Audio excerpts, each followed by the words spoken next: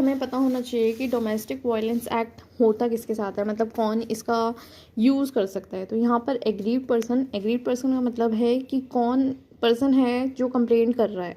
तो वो कोई भी वुमेन हो सकती है जिसके साथ डोमेस्टिक वायलेंस हुआ है। किसने करा है? रिस्पोंडेंट ने किया है। तो वो डोमेस्टिक वायलेंस उसके साथ हुआ है, तो वो वुमेन कौन हो सकती है? कोई मदर, सिस्टर, डॉटर, वाइफ या लिव इन पार्टनर। तो यस, कोई लिव इन पार्टनर है, उन्होंने मैरिज नहीं करी हुई, तो वो भी डोमेस्टिक वायलेंस एक्ट का फ़ायदा उठा सकते हैं। फ़ायदा मतलब उसमें रिलीफ क्लेम कर सकती है the female lady. And also the women के साथ डोमेस्टिक वायलेंस हुआ है, then we must know what is domestic violence. तो इतनी बड़ी डेफिनेशन है हमें लग रहा है, बट इसमें बेसिक चीज़ें दी हुई है कि क्या कि उसकी जो लेडी है उसके साथ कोई भी ऐसा एक्ट किया गया है या कोई भी ऐसा कंडक्ट किया गया है जो कि रिस्पोंडेंट ने किया है, जिसकी वजह से उसको फिज़िकल या सेक्सुअल अब्यूज़ हुआ है, वर्बल अब्यूज़ हुआ है, ठीक है, तो या इकोनॉमिक अब्यूज़, इमोशनल अब्यूज़, तो वो सारी चीज़ें इसमें इंक्लूड होती हैं।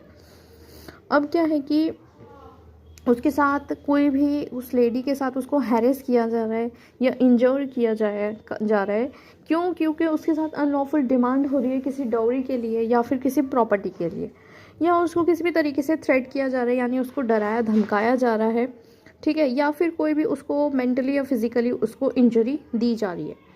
तो यहाँ पर जो बात हुई है कि physical abuse, sexual abuse, verbal emotional abuse, economic abuse, ये क्या चीज़ है, ये भी पता होनी चाहिए।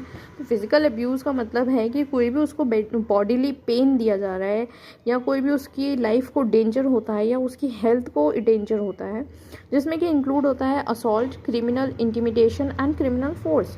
सेक्सुअल अब्यूज़ क्या कि किसी भी तरीके का ऐसा कंडक्ट जो कि सेक्सुअल नेचर में है, जो कि उस वुमेन की डिग्निटी को इंटीग्रेट करता है, यानी कि वॉयलेट करता है। उसके बाद कोई भी उसके साथ कोई भी वर्बल और इमोशनल अब्यूज़ हो रहा है, उसके साथ कोई भी फिज़िकल पेन दिया जा रहा है, या उसको चिल्ड्रन ना होने की वजह से उसकी इंसल्ट की जा रही है। इकोनॉमिक अब्यूज़ में आ जाता है कि उसको फाइनेंशियली और इकोनॉमिक रिसोर्सेज नहीं दिए जा रहे, डिप्राइव किया जा रहा है उसको, या फिर उससे जो उसकी नेसेसिटीज़ हैं उसको डिस्पोजल किया जा रहा है, या उसको एक्सेस नहीं मिल पा रहा है। तो गाइज़, आई होप आपको ये शॉर्ट क्लिप पसंद आई होगी और आपको समझ में आया होगा कि डोमेस्टिक वायलेंस होता क्या है। इसको और सरल भाषा में भी हम पढ़ सकते हैं, समझ सकते हैं। Okay, bye guys, thank you.